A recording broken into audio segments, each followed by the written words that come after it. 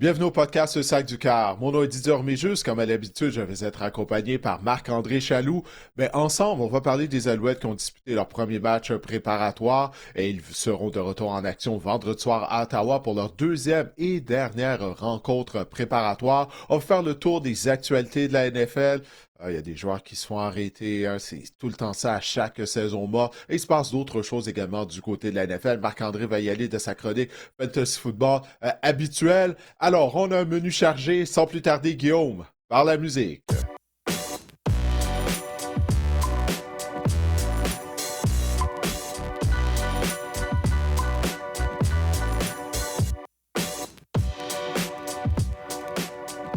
Marc-André, on enregistre cet épisode du podcast mercredi matin. Ce qui veut dire que dans 8 jours, ça va être le début de la saison régulière du côté de la Ligue canadienne de football. Les Alouettes qui vont amorcer la saison régulière. Ouais, c'est ça, jeudi prochain, le 4 juin à Hamilton. Hein, ça va vite, hein, quand l'entraînement du côté de la Ligue canadienne. Mais avant de parler des Alouettes et de leur deuxième rencontre préparatoire qui s'en vient vendredi soir à Ottawa, bon, on va inviter les gens, bien sûr, à s'abonner à nos réseaux sociaux. Exactement. On est sur YouTube. Abonnez-vous sur notre chaîne YouTube, Le Sac du Cœur, Didier Orméjus, ça fonctionne. La petite clochette en haut, cliquez pour vous abonner. Pour tout savoir, tout connaître, là, on publie des vidéos également au cours de la semaine de nos épisodes, de l'épisode de la semaine. On est également sur Facebook, Le Sac du Cœur. On est sur Instagram, Le Sac du Cœur. On est sur toutes les plateformes d'écoute, vos plateformes préférées, Apple Podcasts, Spotify. Laissez-nous donc 5 étoiles en passant, ça serait apprécié. Merci beaucoup. Oui, et puis n'hésitez pas à partager nos publications, que ce soit via Instagram, via X. Partagez-les là, avec vos amis, vous savez, qui sont des mordus de football. Puis peut-être justement, là, ils sont en manque de football. La saison de la Ligue canadienne va commencer. Puis on parle de la NFL, bien sûr, à l'année longue. Puis Marc-André va toujours de ses conseils fantasy football. Il n'est jamais trop tôt, là, afin de penser à notre Jamais. stratégie de cibler des joueurs au niveau du fantasy football. Ben écoute, Marc-André, on va y aller avec les Alouettes, comme je le disais tout à l'heure, sont de retour en action vendredi soir à Ottawa dans le cadre de leur deuxième et dernière rencontre préparatoire. On n'a pas le choix de commencer ça avec Davis Alexander. Didier, on a tous retenu notre souffle lors du dernier match préparatoire de vendredi dernier, lorsqu'on l'a vu quitter le terrain et lorsque tu nous as mentionné là, qu'il était parti pour l'hôpital, on a comme fait Oh my God. Tout est Bobby chez moi, stupéfait, en stupeur. Mais là, Davis Alexander, on dit qu'il y a plus de peur que de mal dans son cas. Oui, comme tu dis, on a eu la frousse. Hein, il a joué seulement pendant 2 séquences. Puis exactement, moi, qu'est-ce que j'ai vu? Parce que je ne l'ai même pas vu se blesser. On l'a vu toucher son genou droit à un certain moment donné. Et puis, c'est notre producteur, Christian Leduc, qui m'a dit à l'oreille, Hey, garde un œil là-dessus, Davis Alexander est parti dans le vestiaire. Là, j'étais comme, quoi? Tu me niaises? J'étais comme, bon, ça peut pas commencer comme ça, pas dès le premier match préparatoire. Puis après ça, je l'ai vu quitter habillé en civil, puis en compagnie du docteur Lacroix, le médecin des Alouettes. Mais après ça, il est revenu sur les lignes de côté. Il était souriant et tout. Même, puis bon, il parlait avec ses coéquipiers, il suivait la rencontre. Alors, il semble que c'est plus peur que de mal dans le cadre de Davis Alexander. Mais j'étais à Québec lors de la journée de lundi et mardi. J'ai assisté aux entraînements des Alouettes. Puis on pouvait voir que Alexander, ben, son genou droit le dérangeait. Puis lui-même, il a dit qu'il avait des raideurs à son genou. Il l'a reconnu, mais il dit s'il avait un match à jouer de saison régulière, il sera en mesure de jouer. Mais c'est au niveau de sa mobilité, là, clairement, son genou droit le dérangeait. La bonne nouvelle pour les Alouettes, c'est qu'on ne prévoyait pas donner du temps de jeu à Alexander vendredi soir à Ottawa lors de la deuxième et dernière rencontre préparatoire. Donc, ça va lui donner plus de temps, bien sûr, afin d'être prêt pour affronter les Tiger Cats de Hamilton le 4 juin à Hamilton. Mais écoute, on n'aura pas le choix de suivre ça pendant toute la Ouais. saison, Marc-André. L'état de santé de Davis Ouais. Alexander. Ah, je ne peux pas croire que ça commence Mais déjà de cette façon-là. c'est pas une blessure aux ischios, ça c'est une bonne nouvelle, mais une blessure au genou. Puis Oui. honnêtement, Didier, la saison n'a même pas commencé. Là. On a beau dire les bonnes choses côté des Alouettes, on a dit la même chose l'année dernière, là, qui était correct, qui était correct, qui était correct. Puis finalement, Ouais. ça s'est terminé en queue de poisson. Est-ce que ça t'inquiète quand même? Là? On peut pas être pas inquiet. On peut pas trouver la situation pas inquiétante un petit peu. Là. Ben, c'est à cause de qu'est-ce que tu viens de dire. Tu sais, j'ai eu la même réflexion que toi. Je me sais, ça me fait penser à l'année dernière. L'année dernière, il avait raté un ou deux entraînements, puis on nous avait dit non, non, c'est juste à cause, on a décidé de lui donner une journée de repos lorsqu'il avait raté un ou deux entraînements durant le camp. Puis là, par la suite, ben, on a appris qu'il souffrait d'une blessure aux ischio-jambiers, qu'il avait subi cette blessure-là en faisant sa préparation physique avant le début du camp d'entraînement. Donc là, c'est ça, c'est juste qu'on est tous, on porte tous nos cicatrices de la dernière saison des Alouettes avec les ischio-jambiers de Davis Mhm. Alexander. Là, c'est ça, là, tout le monde, on a peur. Mais écoute, c'est une blessure à une autre jambe, c'est sa blessure aux ischio-jambiers, c'était à la jambe gauche. C'est une Mhm. blessure au genou droit. Alors, écoute, on va lui donner le bénéfice du doute, mais on n'aura pas le choix là, de porter un œil attentif, justement, surtout lorsqu'il va essayer de quitter la pochette contre les Tiger Cats de Hamilton le 4 juin. S'il arrive quelque chose à Dallas Alexander, Dustin Crum va être appelé en relève et il a bien fait là, dans le premier match préparatoire. Oui, il a amassé 130 verges par la passe. L'attaque des Alouettes qui a été en mesure de gagner des premiers essais, on a avancé le ballon lorsque Crum était aux commandes de l'attaque. La seule chose, c'est qu'on n'a pas terminé les séquences avec des touchés. On a manqué de finition du côté de l'attaque des Alouettes lors du premier match préparatoire. Ça, c'est quelque chose que Jason Mass a souligné lorsqu'il s'est adressé aux médias. Mais je trouvais que c'est encourageant, toutefois, la performance de Dawson Crum. Parce que le cage-jeu de Jason Mass, c'est pas un cage-jeu qui est facile à apprendre pour les carrières. Davis Alexander nous l'a dit, lui, lors de la première saison de Mass, il avait reconnu que ça lui avait pris un certain temps afin d'apprivoiser le cahier de jeu. Alors, dans le cas de Dawson Crum, ben, c'est vraiment une bonne nouvelle. Je crois vraiment à la performance qu'il a eue lors du premier match préparatoire. Puis là, lors des entraînements de lundi et mardi au PES de l'Université Laval à Québec, ben, c'est lui qui a obtenu la grande majorité, Marc-André, des répétitions au sein de l'attaque partante. J'ai demandé à Jason Mass Mhm. est-ce que c'était signe qu'on allait utiliser Crum vendredi à Ottawa. Il a dit non. Dans le cas de autant de Crum que de Alexander, il ne devrait pas être en uniforme vendredi soir à Ottawa. C'est ce que Jason Mass a dit lundi. Il a dit la raison pour laquelle Crum obtenait autant de répétitions avec les partants, c'est justement on veut qu'il développe une cohésion avec les receveurs de passe, qu'il se familiarise avec le personnel de l'unité partante en attaque au cas où si Alexander subit une blessure en cours de route durant la saison régulière. Alors là, Crum, au moins, il va avoir un peu d'expérience avec les partants. Ben, moi, j'ai trouvé ça étrange pour les autres carrières parce que là, ils ont presque pas obtenu de répétition lundi et mardi avec les partants. Puis c'est eux qui semblent qu'ils vont obtenir du temps de jeu vendredi. Ben, clairement, je pense que l'idée est faite au sein du groupe d'entraîneurs au niveau des carrières. Là. Si on donne autant de répétitions à Crum, puis ça ne permet pas nécessairement aux autres quarts, ils devraient obtenir du temps de jeu vendredi, justement, là, de se familiariser avec les receveurs de passe. Je veux pas trop lire dans les feuilles de thé, là, mais c'est bizarre quand même que Crum. Mais je comprends qu'Alexander a pas besoin d'autant de répétitions. Mais tu sais, on prépare peut-être. On est peut-être inquiet, et on le dit pas, comme on dit, côté des Alouettes, là, avec C'est ça. ce genre de mouvement-là. Ouais, non, non, c'est ça, je suis d'accord. Comme je te dis, ça fait penser un peu à l'année dernière. Peut-être Mhm. il y a aucun parallèle avec la saison dernière lors du camp d'entraînement, mais il y a des similitudes. Là. On est obligé d'admettre ça. Ben, écoute, on aura notre réponse vraiment, Mhm. je crois, la semaine prochaine, durant la semaine de préparation des Alouettes et bien sûr lors du premier match de la saison régulière. Mais dans le cas d'Alexander, lundi et mardi, je ne l'ai pas vu quitter la pochette. Lorsqu'il a obtenu des répétitions, il décochait ses passes de la pochette.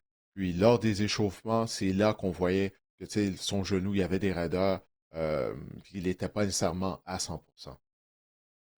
Trois autres quarts sont présentement au camp des Alouettes. Le quart Anthony Brown, qui a eu une expérience de la NFL avec les Ravens notamment, Arnaud Desjardins, qu'on a vu dans le premier match préparatoire, et James Morgan également, qu'on a rapatrié, qu'on a vu dans le premier match préparatoire. Qu'est-ce que tu peux nous dire sur ces trois quarts-là, à commencer par Anthony Brown? Il s'est blessé au début du camp, mais là, il est de retour sur le terrain. Ouais, il s'est blessé un genou, il porte une orthèse au genou droit. C'est malheureux parce que Anthony Brown, moi j'aurais aimé ça le voir en action lors du premier match préparatoire, puis surtout dû au fait, il n'est pas à 100%, il est ennuyé par cette blessure à un genou. Et puis là, bon, ça le limite un peu, puis c'est carrière qui mise sur ses jambes, sur sa mobilité jusqu'à un certain niveau. Anthony Brown a passé du temps dans la NFL, il avait même obtenu des départs avec les Ravens de Baltimore il y a quelques années. Alors, on sait que les Alouettes sont à la recherche de carrière numéro 3, mais il semble que pour Brown, ben, il devrait obtenir du temps de jeu vendredi soir à Ottawa. Mais c'est ça, mais dans son cas, il n'est pas à 100%. Alors, on verra même s'il sera en mesure d'affronter le Rouge et Noir. Et du côté d'Arnaud Desjardins, a quand même bien paru là, pour un gars qui était arrivé avec l'équipe au début de la semaine. Il a complété 7 de ses 8 passes. On s'entend, là, c'était rien de compliqué, mais c'est d'exécuter. Puis Arnaud Desjardins, il a exécuté lorsqu'on lui a donné l'occasion d'être dans la mêlée. Il a complété 7 des 8 passes qu'il a lancées. La séquence s'est terminée avec un touché, mais c'était contre les réservistes et réservistes du Rouge et Noir. T'sais, à la fin du quatrième quart, lors des rencontres préparatoires, il faut toujours prendre ça en considération contre qui les joueurs performent. Au moins, il a fait ce qu'il avait à faire, Marc-André Sarr. On ne peut pas lui enlever. Puis tu as mentionné dans les circonstances dans lesquelles il s'est retrouvé à jouer, pas beaucoup de temps pour apprendre le système des Alouettes. Alors ça a impressionné Jason Maas, qui nous en a parlé, tu sais, du fait que Arnaud Desjardins est en mesure d'être productif, malgré le fait qu'il n'avait pas eu plusieurs entraînements.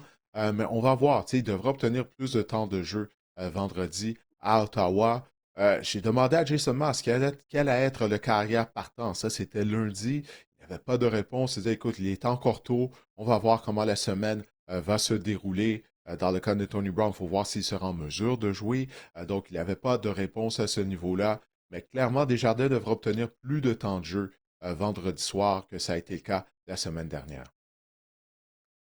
Le corps qui a été le plus décevant lors du premier match préparatoire, c'est James Morgan. Didier était un jeu très erratique. Qu'est-ce que tu penses? Qu'est-ce que tu as pensé probablement de sa performance vendredi et également de son camp là, en ce moment? Ouais, ben dans le cas de James Morgan, tu sais, il a obtenu sa chance de nous montrer ce dont il était capable l'année dernière. Avec toutes les blessures qu'il y a eu au poste de quart, là, il s'est retrouvé à obtenir un départ. Puis, ben, c'est ça, on a vu que ça allait vite pour lui. Tu sais, c'est un très bon gars, un gentilhomme. On dit de lui sur le tableau, il est très bon. Mais quand c'est le temps d'appliquer justement les jeux sur le terrain, ben, c'est plus difficile dans l'exécution du côté de James Morgan. Alors, c'est un peu du pareil au même. Moi, de qu'est-ce que j'ai vu lors des deux entraînements de lundi et mardi de la part de Morgan, c'est du pareil au même à qu'est-ce qu'on a vu l'année dernière lorsqu'il a obtenu du temps de jeu lors de la rencontre préparatoire de la semaine dernière. Alors, pour moi, bon, on sait le genre de carrière qu'il est là. Je crois pas qu'on va assister, on va voir une amélioration. Puis même, est-ce qu'il fera partie de l'équipe après le match préparatoire? On sait que les Alouettes vont y aller de leur coupeur, ils vont établir leur formation de 45 joueurs ici, ainsi que l'équipe d'entraînement. Je ne crois pas nécessairement qu'il va y avoir une place pour James Morgan, mais du côté des dépisteurs des Alouettes et d'Ali Machocha, on doit essayer de trouver d'autres quarts. Alors, on va voir, après les coupures, peut-être qu'il y a un carrière qui intéresse les Alouettes qui va se faire libérer par une autre équipe de la Ligue canadienne. On va le mettre sous contrat.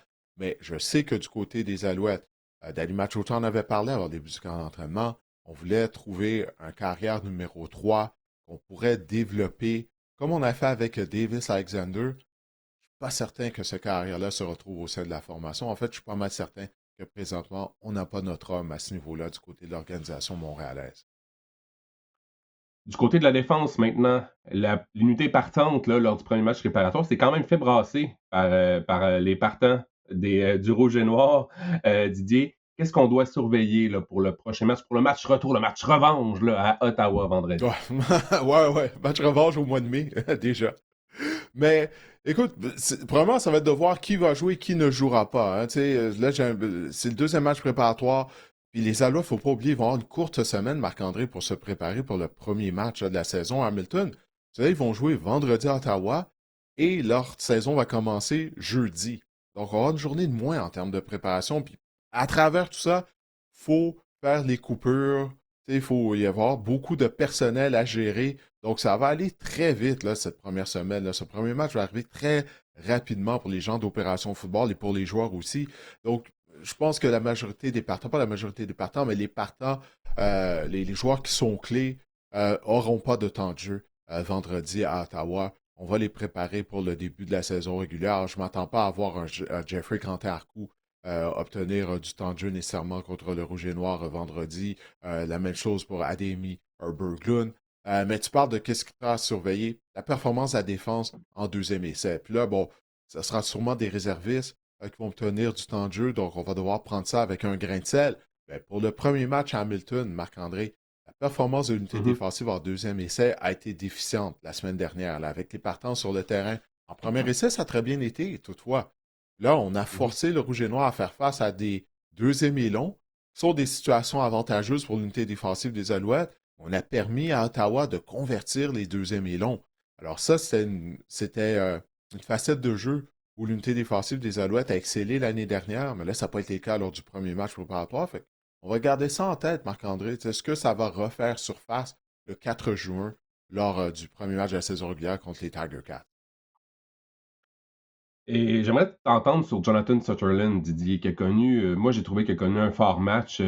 On a parlé de Arthur Hamlin, on a parlé du poste laissé vacant par Marc-Antoine Dequoy, là, qui sera peut-être pris pour l'instant par Hamlin. On a Nate Beauchemin aussi. Mais Sutherland, Didier, là, quel joueur de football, non? C'est une question de temps. Ouais, je crois que oui. Moi, j'ai hâte de voir le rôle. Toutefois, tu sais, tu Ouais. sais, hein, Noel Top, il a beaucoup d'imagination en défense. Il aime me blitzer. Des fois, tu sais, il utilise les joueurs d'une façon dont on n'avait pas vraiment pensé.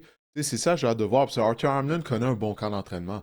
Arthur Hamlin Ouais. connaît vraiment un bon camp. Je parlais avec les entraîneurs, avec certains des entraîneurs des Alouettes lorsque j'étais à Québec. Ils aiment ce qu'ils voient de la part de Hamlin depuis le début du camp.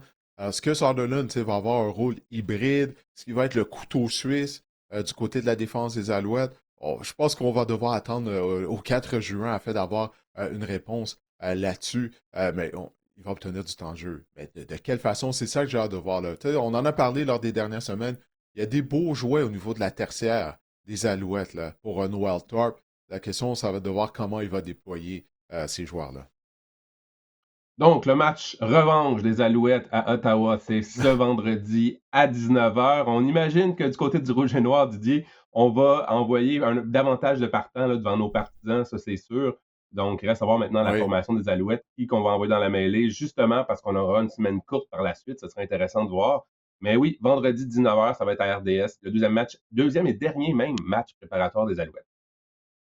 Oui, une chose que je veux dire au sujet du premier match préparatoire avant qu'on parle d'autres sujets, c'est que pour le Rouge et Noir, même si c'est juste le premier match préparatoire, tu sais, j'ai parlé avec des joueurs d'Ottawa, puis eux, ils voulaient vraiment avoir une bonne performance, ça fait passer un message pour montrer que cette édition 2026 du Rouge et Noir est différente de l'édition de la saison dernière. Donc, au niveau de l'intensité d'une certaine façon, j'ai trouvé que le niveau d'Ottawa était plus élevé.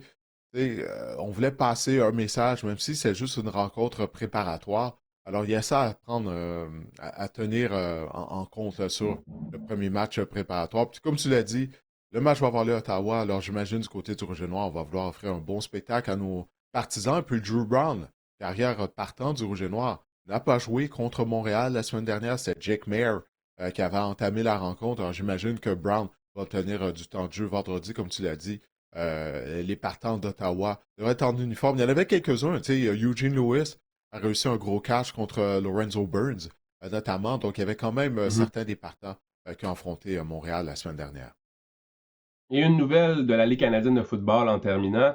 Le receveur Kenny Lawler, Didier, a signé un contrat historique. Il a fait sauter la banque, le plus gros contrat de l'histoire de la Ligue canadienne pour un receveur de passe. Attention, Didier, 3 ans, 1 million de dollars. Comme Docteur Ouais, Terreur. ouais. Dans Austin Powers. Écoute, il va pas voir le 1 million de dollars, OK? Vraiment, je À comprends 31 pas. ans. Ben ouais, c'est ça, il a déjà 31 ans. Et puis, écoute, là, tu sais, c'est la Ligue canadienne. Là, je doute fortement qu'il va jouer les 3 ans de ce contrat-là. Mais 300 000 par année pour un receveur de passe. Puis Kenny Lawler est tout un joueur. Tu sais, combien de fois il réussit des attrapés tout à fait spectaculaires. Mais moi, c'est ça du côté de la Ligue canadienne. Tu sais, les salaires qu'on donne aux receveurs américains, est-ce que c'est nécessaire de débourser 300 000 sur un joueur qui va toucher au ballon, quoi, combien de fois durant une rencontre? 5, 6 fois? réellement, tu sais, pour un receveur de passe, sur réussit 5-6 réceptions, c'est un bon match, généralement. Je comprends pas que c'est la position où on retrouve, après les carrières, que c'est cette position-là où on retrouve les joueurs les mieux payés, certains des joueurs les mieux payés.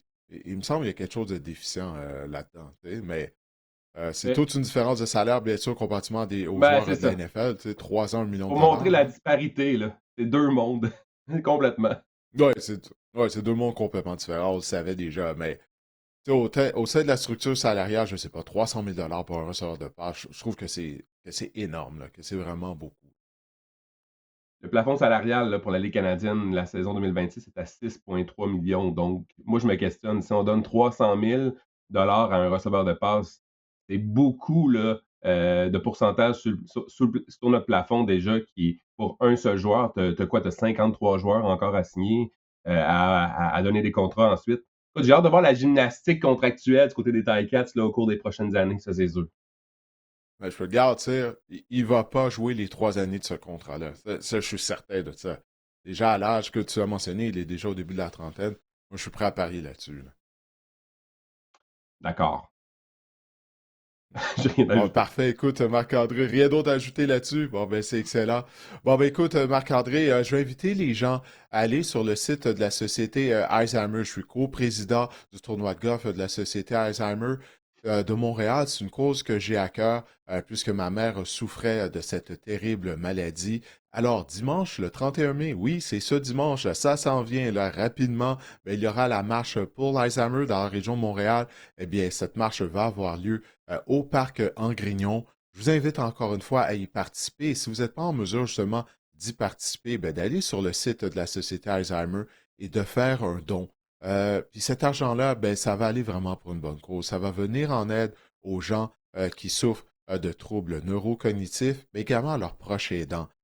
Parce que si vous avez des gens dans votre famille qui souffrent ou qui ont déjà souffert de troubles neurocognitifs, ben, vous savez à quel point c'est dévastateur tout d'abord pour la personne qui souffre de cette maladie, mais également pour l'entourage, pour les parents et amis. Alors, je vous invite à participer à la marche pour l'Alzheimer ce dimanche. Si vous n'êtes pas en mesure de le faire, ben, d'aller sur le site et de faire un don. C'est vraiment pour une bonne cause. Alors, Marc-André, maintenant, on va se diriger du côté de la NFL afin de parler des actualités de la dernière semaine. Puis là, ben, ça devient une chronique de faits divers d'une certaine Judiciaire. façon, Exact. éventuellement. Ouais, c'est ça, doit être judiciaire. Il faudrait peut-être inviter Claude Poirier. Je ne sais pas si M. Poirier travaille toujours, je ne sais pas, là. Mais peu importe. Mhm. On va commencer avec Rishi Rice. Il faut en parler. Rashid, Allons-y. Rashid Rice, Didier, qui a violé sa probation, donc, et je pense qu'il y est en ce moment en prison. Il y a une peine de 30 Oui, jours de prison. Écoute, ce qui est bien dommage pour lui parce il a subi une opération à un genou, il avait effectué une remise en forme. En prison, ça doit être compliqué d'effectuer une remise en forme ou de se remettre adéquatement de cette blessure-là. Et aussi, autre élément de nouvelle, Didier, les Chiefs, pendant ce temps-là, le contrat de Rashid Rice prend fin à la fin de la présente saison, donc dans la saison 2026. Et les Chiefs ont mentionné qu'ils n'avaient pas de plan là, de le signer à long terme, Rashid Rice. Donc, je pense que ça commence à énerver également les Chiefs, là, les frasques hors terrain de Rashid Rice. Par où commencer? Premièrement, Rishi Rice, c'est pas une lumière, là, clairement. Ça fait combien de fois, là, c'est qu'il a des démêlés avec la justice. Là, il est en probation. Étant donné qu'il est en probation, il sait qu'il va devoir se soumettre à des tests antidrogue. Là, qu'est-ce qu'il fait? Il va fumer du weed. Il va fumer du pot. Là, c'est ça qui en fait en sorte que, justement, vu qu'il est en probation, ça fait en sorte que là, il se retrouve en prison pendant 30 jours.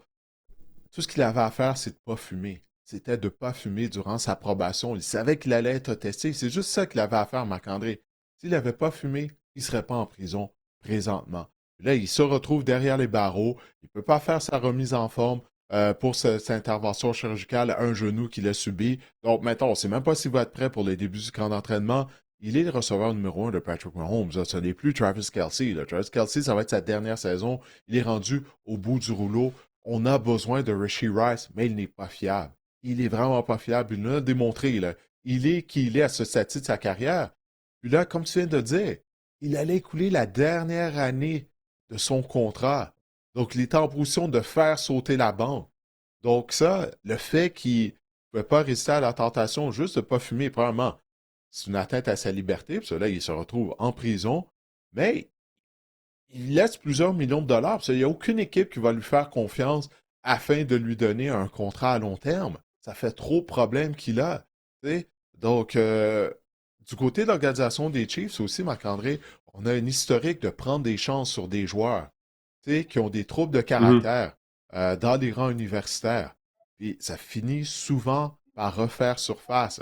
Tu sais, puis là, c'est le cas dans le cas de Rishi Rice.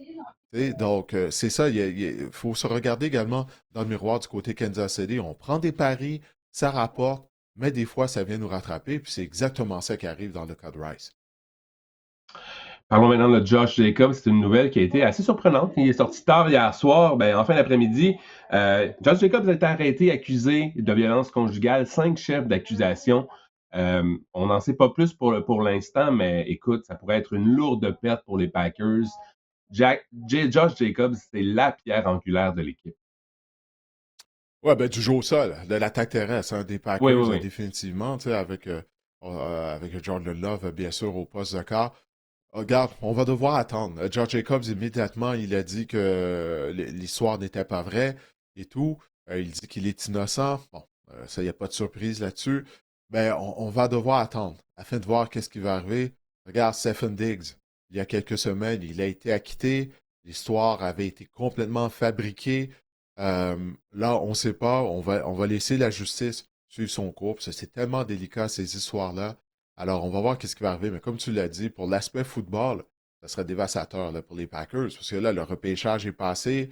Les joueurs Mhm. autonomes, ce sont les restants des restants qui restent sur le marché des joueurs autonomes en ce moment. Alors, si on perdait les services de George Jacobs, on sait à quel point Matt Lafleur aime pouvoir miser sur une attaque équilibrée. Là, on va devoir apporter des ajustements au sein de notre attaque. Mais on va voir. On va voir qu'est-ce qui va arriver premièrement avec toute cette histoire-là. Là. Écoute, juste pour donner une perspective, là, on a perdu les services d'Emmanuel Wilson, qui était notre porteur de ballon numéro 2. S'il arrive quelque chose à Josh Jacobs, présentement, on a Chris Brooks Mm. et Marshawn Lloyd et Pierre Strong. Donc, Marshawn Lloyd, il a quand même été repêché en deuxième ronde, là, 3 ans. Mais dès qu'il touche un petit bout de gazon, là, il se blesse. Marshawn Lloyd depuis le début de sa carrière. Donc, c'est bien triste. Mais voilà, c'est très mince, là, la position de porteur de ballon du côté des Packers. Matthew Mhm. Stafford, Didier, a signé une entente d'1 an d'une valeur de 55 millions de dollars avec les Rams. Donc, Ty Simpson, ce ne sera pas pour cette année, à moins d'une blessure. Et ça met aussi en perspective, Didier, le fait que quand on a parlé d'Aaron Rodgers la semaine dernière à 25 millions, vous voyez, c'est 30 millions de plus quand Mhm. même là, pour Matthew Stafford, pour le joueur par excellence là, de la dernière saison dans la NFL. Et voilà, c'est la récompense pour son titre de joueur par excellence, son titre de MVP. Là. Ce nouveau contrat pour Matthew Stafford, c'est pleinement mérité. Puis Matthew Stafford, là, maintenant, quoi, 37, 38 ans, il vient de connaître statistiquement la meilleure saison de sa carrière, Marc-André. Tu sais, c'est ça qui est spectaculaire, là, à l'âge de Mhm. 37 ans. Tu sais, puis là, est-ce qu'il va pouvoir répéter ça cette année? Les Rams sont des aspirants au Super Bowl. Il semble là, qu'il n'y a pas de trouble de santé du côté de Matthew Stafford. À pareille date l'année dernière, tu sais, on n'était même pas certain s'il allait être capable de commencer la saison. Souviens-toi, il s'est presque pas entraîné durant le camp en raison d'une blessure au dos. Là, pour l'instant, sa santé, ça va bien. Alors, oui, c'est mérité pour Matthew Stafford. Ben, en demeure pas moins à 55 millions de dollars par année. Le fait qu'il est le joueur par excellence de la NFL, c'est Dak Prescott qui, lui, va empocher 60 millions cette année. C'est Dak Prescott qui n'a jamais rien gagné. Quand même, le carrière le mieux payé dans la NFL. Je vais juste mentionner ça comme ça. Derwin James devient le maraudeur le mieux payé de l'histoire de la NFL, jusqu'au prochain maraudeur qui sera le mieux payé de l'histoire de la Mhm. NFL, sûrement. Mais oui, il a signé une entente de 3 ans d'une valeur de 75,6 millions de dollars avec les Chargers. Ça fracasse le record de Kyle Hamilton là, de l'entente qu'il avait signée avec les Ravens. Ouais, couteau suisse, hein? En fait, Hamilton et Derwin James, les deux, tu sais, sont utilisés Mhm. tellement de plusieurs façons du côté de leur défense. Tu sais, on peut l'utiliser dans les zones profondes. On les utilise pour couvrir les ailiers rapprochés, homme à homme, les porteurs de ballon, des fois dans la boîte. Tu sais, les deux, ils viennent en support de course, donner un coup de main contre le jeu au sol, peuvent blitzer Donc, c'est ça, tu sais, Derwin James, tu sais, c'est un peu un prototype là, des maraudeurs qu'on recherche du côté de la NFL. Mhm. Tu sais, dans le moule de Nick Emenwari aussi, tu sais, Hamilton t'a mentionné du côté des Ravens de Baltimore. Alors, c'est vraiment une belle carrière, tu sais, que Derwin James est en train d'avoir du côté des Chargers. Alors, pour lui aussi, c'est pleinement mérité cette prolongation de contrat parce qu'il est vraiment un des meilleurs maraudeurs de toute la NFL. Les Giants maintenant de New York ne savent pas quand Malik Neighbors sera en mesure de s'entraîner. Et ça, Didier, en tant que propriétaire fantasy dans un keeper de Malik Neighbors, je suis franchement inquiet en ce moment. Ouais, t'as raison d'être inquiet, hein? John Harbaugh, lorsqu'on lui a demandé, lorsque les Giants ont commencé leur minicamp, on lui a demandé quand est-ce qu'on s'attendait à voir Neighbors être de retour au jeu. Puis Harbaugh n'avait pas de réponse. Parce que c'est pas juste son ligament croisé antérieur que Neighbors a déchiré. Tu sais, il a déchiré d'autres ligaments également. Il a même dû subir une autre intervention chirurgicale. Alors, ouais, ça augure mal. Surtout, tu sais, à la position de receveur, Marc-André, tu as besoin d'être en mesure d'effectuer des changements de direction foudroyants. On peut se poser la question, est-ce que Malik Neighbors, lorsqu'il reviendra au jeu, puis là pour l'instant, personne ne sait quand est-ce qu'il sera en mesure juste de participer aux entraînements, est-ce qu'il va être le même joueur qu'il était? Est-ce qu'il va être capable de Hmm. retrouver la forme? Le joueur qu'on a vu avec un potentiel pratiquement infini à la position de receveur de passe en début de carrière serait vraiment malheureux si cette blessure-là, un genou, déroute sa carrière. Mais dans l'histoire de la NFL, on l'a déjà vu. Là, combien de fois on a vu cette histoire-là? On espère que c'est pas ça. Mais pour l'instant, je suis un partisan des Giants. Ça m'effraie. Là, l'état de santé de Malik Neighbors, il n'y a rien de rassurant là, pour le moment. Jackson Dart a mentionné récemment lors d'une entrevue que les Giants auront une attaque qui vont être davantage axée sur le jeu au sol la saison prochaine. J'ai pas de misère à croire ça. On a Malik Neighbors, puis après ça, on a des receveurs de seconde main, beaucoup. On a Malik Neighbors et c'est tout. Donc moi, je pense que ça pourrait être une grosse année justement pour Dart, pour Cam Scalebo, entre autres. C'est lui aussi, d'ailleurs, est de retour en santé. On a des éclopés là, du côté des Giants. On a des points d'interrogation en attaque. Sur papier, ça a l'air beau, mais en réalité, dans le concret, là, écoute, on a des joueurs qui reviennent de graves blessures. Ouais, non, non, tu fais bien de le mentionner. Puis je suis pas surpris que on va miser plus sur le jeu au sol du côté des Giants de New York avec John Harbaugh comme entraîneur-chef. C'est traditionnellement, les Ravens de Baltimore ont toujours eu une attaque équilibrée, là, peu importe qui était le carrière, que ce soit à l'époque de Joe Flacco ou avec Lamar Jackson. Donc, on va avoir une équipe complète du côté de Harbaugh. Mais pour en revenir à Neighbors, c'est très, très inquiétant, ça, Marc-André, cette blessure-là. Puis le fait que c'est ça, qu'on ne sait toujours pas quand est-ce qu'il va pouvoir s'entraîner. Si je regarde la charte des receveurs là, du côté des Giants en ce moment, on a Darius Slayton, l'éternel, qui est toujours là. Ensuite, on a Ouais, signé Darnell Mooney. On a été chercher Calvin Austin des Steelers de Pittsburgh et on a repêché Malachi Fields qui pourrait quand même être une carte cachée là, du côté des Giants également en ce début de saison. Todd ben Bowles, c'est rien de l'entraîneur-chef rassurant si Neighbors n'est pas en mesure de jouer. Puis ça, c'est quoi? Ça va être Slayton? C'est comme ça on va retourner en Slayton, arrière là, Darnell lorsque Mooney. Slayton était le meilleur receveur. Ouais, c'est ça, Darnell Mooney Et qui on a roule sa Isaiah bosse. Likely à la position d'ailier rapproché. Je ne l'ai pas nommé, là, mais je regardais simplement les receveurs. Ouais. Ouais, avec Theo Johnson aussi, le Canadien. Et au... Mais Exact. ça te prend un receveur numéro un. Dans tous les noms qu'on vient de mentionner, t'as pas une cible de choix nécessairement. Donc, ouais, on est mieux de miser sur le jeu au sol, là. Parce qu'on n'est pas bien nanti à la position de receveur sans Neighbors. Je crois pas que Darnell Mooney est un receveur numéro 1 dans la NFL, dis. Non, c'est une blague. Non, non. Euh, les Buccaneers de Tampa Bay. L'entraîneur-chef, oui, des Buccaneers de Tampa Bay, Todd Bowles, ne sait pas quand Bucky Irving sera en mesure de revenir au jeu. Il se remet d'une blessure à une épaule et n'est pas présent aux activités là, de l'équipe en ce moment, aux fameux OTAs. Bucky Irving, on parlait d'inquiétude. Pour les propriétaires fantasy de Bucky Irving, c'est inquiétant. Ouais, définitivement, parce que, encore une fois, Todd Bowles, un peu comme John Harbaugh, il n'avait pas vraiment de réponse afin de dire, pas juste quand est-ce Bucky Irving sera en mesure de s'entraîner, quand est-ce qu'il sera en mesure de jouer. Tu sais, il a dit, ah, quelque part durant l'été ou l'automne. Ben là, écoute, là, c'est très vaste, ça, cette période-là, là, durant l'été ou l'automne. Alors, c'est ça, Irving a subi une blessure à une épaule, il a été opéré, il semble que la remise en forme se passe pas bien pour Buck Irving. Puis à la position de porteur de ballon, excuse-moi Marc-André, tu sais, une blessure à une épaule, là, je peux pas protéger cette blessure-là, là, parce que tu te fais frapper par trois, quatre joueurs à toutes les fois qu'on te remet le ballon ou à peu près. Ça arrive de tous bords, de toute direction. Alors, il n'y a pas moyen, tu sais, de protéger cette épaule-là. Alors, oui, ça aussi, c'est inquiétant, hein, parce qu'on a vu, tu sais, l'attaque des Buccaneers la saison dernière. Irving a manqué une bonne portion de la saison. Mhm. Puis on se souviendra de lui en 2024. Tu sais, ça avait été une belle trouvaille au repêchage. Mais c'est ça, il a un petit gabarit. Il pèse moins de 200 livres à Bucky Irving. Il faut prendre ça en considération. Alors, c'est ça, on va devoir suivre afin de voir quand est-ce qu'il pourra reprendre l'entraînement. Mais ça n'augure vraiment pas bien là, dans son cas. Je lisais des commentaires du DG des Buccaneers là, qui comparait il disait que Bucky Irving serait la chair, là, la chaise, c'est une expression anglophone pour dire qu'il serait le porteur de ballon prédominant euh, s'il est en santé, évidemment. Mais moi, je pense de plus en plus qu'on n'a pas signé Kenneth Gainwell. Je vais en reparler là, dans mon blog Fantasy pour rien. Moi, je pense que la chaise, ce sera plus une chaise musicale parce Hmm. qu'on a gardé Sean Tucker, qui a été explosif, efficace à la porte des buts. On a Kenneth Gainwell qui a été incroyable dans le jeu aérien avec les Steelers la saison dernière. Moi, je pense que on s'enligne vers un ménage à trois là, ou un ménage à deux et demi, disons ça comme ça, du côté des Bucks. Mais bon, on souhaite la meilleure des chances Au parce que moins, on a de Bucky la Irving, c'est un porteur de profondeur. ballon exact. C'est un porteur de ballon tellement explosif lorsqu'il est sur le terrain. Ouais, ouais, mais au moins Jason Leach a pas dormi au gaz, tu sais, avec la mise sous contrat de Kenneth Gainwell.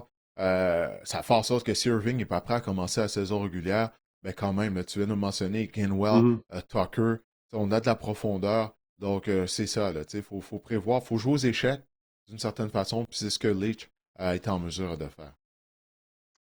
Est-ce que Myles Garrett sera échangé?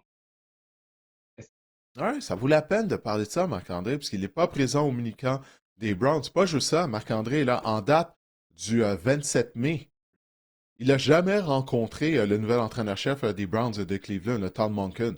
Todd Monken et Myles Garrett se sont jamais rencontrés depuis que Monken a été embauché à titre d'entraîneur-chef.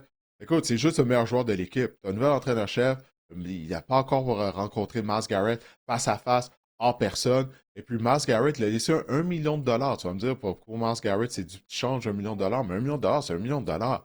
Tu sais, en ne se présentant pas aux OTAs, au mini-camp des Browns de Cleveland. Alors ça fait en sorte qu'il y avait des gens du côté des gens qui suivent les activités quotidiennes des Browns qui se posent la question, est-ce que c'est une façon pour Myles Garrett d'y aller de moins de pression afin d'être échangé?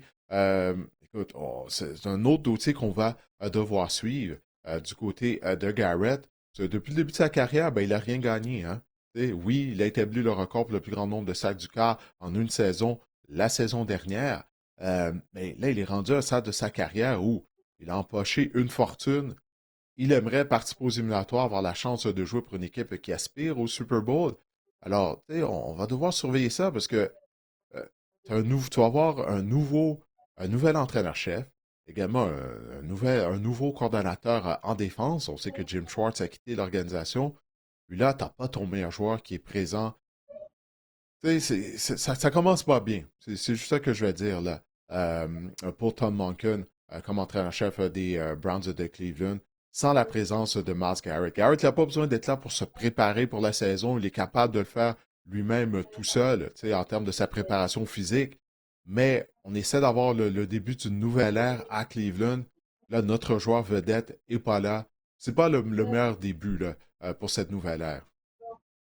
On commençait là, à parler des Browns de façon positive, d'avoir une vibe positive. Là. On avait deux bons repêchages, l'arrivée de jeunes receveurs recrues avec un énorme potentiel en conception et Mhm. Boston. Puis là, cette nouvelle-là. Browns vont toujours être les Browns. On va toujours trouver. Là, Ben écoute, voilà. le camp a commencé, là, Shedeur Sanders. Écoute, j'ai hâte de voir le Ah, narratif. de Sean Mais écoute, Watson. ouais, on avait tellement une bonne vibe, puis là, on dirait que tout ça, là, avec l'histoire de Il y a Myles tout le temps Garrett, quelque ben, chose. tout le temps quelque Non, chose. tu l'as C'est dit. ça. Les Browns seront des Browns. Tu sais, il y a tout le temps quelque chose. Tu sais. Du moment là que, comme C'est tu vrai dis, ça, le c'est un peu slogan. positif. Non. Ouais. Ouais, c'est Les ça. Browns de Les Browns, il Cleveland. y a tout le temps quelque Il y a chose. tout le temps quelque chose. Ça pourrait être écrit dans le vestiaire, Ouais. là. Ouais. There's always something. Euh, Aaron Rodgers annonce que la saison 2026 va être la dernière de sa carrière. J'ai tendance à le croire, moi, cette fois-ci. À l'âge où il est rendu, là, Marc-André. Et, bon, tu vas me dire, Tom Brady a joué jusqu'à quoi? Jusqu'à l'âge de 45 ans, mais Tom Brady, c'est l'exception. Mais écoute, pour Rodgers même, souviens-toi, il s'était joint aux Steelers, c'était spécifiquement afin de jouer pour Mike Tomlin. Parce que lui et Tomlin ont toujours eu une admiration mutuelle. Tomlin n'est plus là. Puis là, c'est ça. Il a dû avoir une période de réflexion. Là, il va se remarier à Mike McCarthy. On va voir qu'est-ce que ça va donner. Mais c'est ça, écoute, là, rendu à 42, 43 ans, euh, c'est ça. Là, je pense que ça serait la chose à faire d'avoir un dernier tour de piste pour Aaron Rodgers. Mais c'est Aaron Rodgers, qui sait, là? Peut-être dans un an, on va parler d'Aaron Rodgers qui s'est joint à une autre équipe, qui sort de la retraite. Alors, on verra bien. Mais il a dit qu'une fois qu'il va prendre sa retraite, on ne va pas le voir, qu'il n'a pas l'intention de travailler à la télévision comme analyste. Il va Et retourner lui et dans son sa grotte. épouse, ouais, c'est ça, va retourner dans la grotte avec son À épouse. Il a jamais. dit, lui et son épouse ne veulent pas vivre dans le limelight, comme on dit. Ils veulent avoir une vie privée. Alors, ben, on verra si ça sera le cas. Mais je ne suis pas surpris vraiment si, effectivement, 2026, c'est la dernière saison de l'illustre carrière d'Aaron Rodgers. Imagine, Didier, s'il passe pour 3800, 4000 verges, 30 passes de toucher, 6-7 interceptions seulement, va peut-être se laisser Il a tenter. ralenti. Il a Oh, ouais. ralenti, Marc-André. Tu sais, on voit, là, écoute, tu viens de parler de Kenneth Gainwell. Combien de fois Aaron Rodgers lançait le ballon à Gainwell, là, de courte passe en sortant du champ arrière? Tu sais, c'est ça, là, il n'était pas aussi agressif qu'il l'était, mais en même temps, Non, les le ondes groupe de profondes. receveurs des Steelers, ben, ouais, mais il y avait juste DK Metcalf. On en a parlé pendant toute la saison, comment on n'avait rien après DK Metcalf. Puis quand même, le groupe de receveurs, là, tu sais, avec l'arrivée de Pittman, avec le joueur Bernard qu'on a repêché, là, on met sur trois gros receveurs de passe, hein. Les trois, tu sais, sont robustes, ils ont de bons gabarits. Il ne faut pas oublier Pat Freiermuth, l'ailier rapproché est toujours là, avec également l'ailier rapproché Washington, format géant là, de Georgia, oui, Washington. Darnell, Je Washington. vais juste dire ça. Ouais, Darnell Washington. Les receveurs devraient être meilleurs. Il y a plus de talent, là, on s'entend, à la position de receveur qu'il y a un an à Pittsburgh. Écoute, on va voir. Mike McCarthy s'est coaché.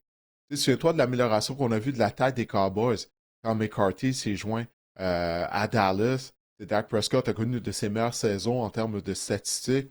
Alors, tu sais, il pourrait avoir quand même quelque chose d'intéressant, là. Je pense pas que les Steelers vont gagner un match éliminatoire ou quoi que ce soit. On verra même s'ils seront en mesure de participer aux éliminatoires. Mais quand même, tu sais, Rodgers pourrait peut-être avoir une saison même plus productive que l'année dernière, là. Je parle juste en termes de statistiques, là, tu sais. Les Lions ont accordé une prolongation de contrat au secondaire de ligne Jack Campbell. Et ce qui est intéressant dans son cas, c'est qu'à l'origine, les Lions ne s'étaient pas prévalus de sa cinquième année d'option. Puis là, on en fait l'un des piliers de notre défense, Didier, du côté des Lions. Oui, Jack Campbell, écoute, qu'on a repêché en première ronde la même année que Jameer Gibbs, hein. On avait deux choix de première ronde du côté des Lions de Détroit. Puis les Lions avaient été critiqués pour leur sélection parce qu'on disait, waouh, ils viennent d'utiliser deux choix de première ronde sur deux positions où traditionnellement, ben, on peut attendre plus tard que la première ronde afin de repêcher des joueurs. Puis ça a été deux coups de circuit. Deux coups de circuit de la part de l'organisation des Lions de Détroit avec la sélection de Gibbs et de Campbell. Et c'est ça, on lui avait pas donné sa cinquième option parce qu'on trouvait sa cinquième année d'option, son contrat, mais c'est juste dû au fait que ça aurait été trop élevé. Tu sais. On mentionnait le plafond Mhm. salarial tout à l'heure, et puis là, ben, on en est vu une entente, un contrat à long terme. On se disait, mon Dieu, c'est malheureux, c'est Campbell. Tu sais, quand tu repêches un joueur en première ronde, tu veux qu'il soit productif, tu veux qu'il soit un leader, tu veux qu'il s'implique dans la communauté. Jack Campbell fait tout ça, il n'y a rien à dire contre lui. Et puis là, ben, tant mieux, on en est vu à une entente, puis à un salaire qui est beaucoup plus, ben, qui va aider les Lions, là, justement, en termes du plafond salarial, comparativement à si on nous avait accordé la cinquième année d'option de son contrat.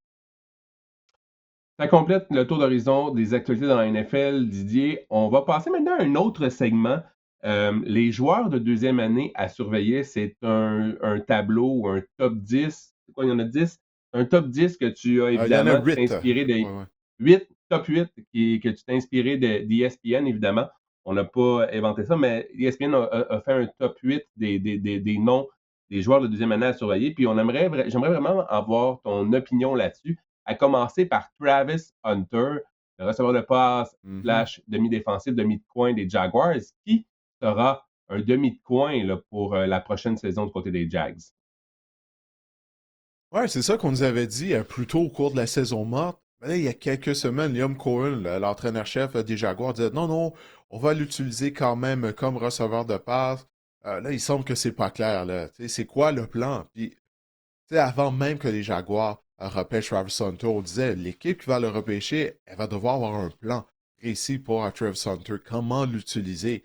Puis du côté des Jaguars, la saison dernière, ben c'est ça, on dirait qu'on n'était pas certain. Premièrement, moi j'ai toujours cru que la meilleure position pour Hunter, c'était celle de demi-coin.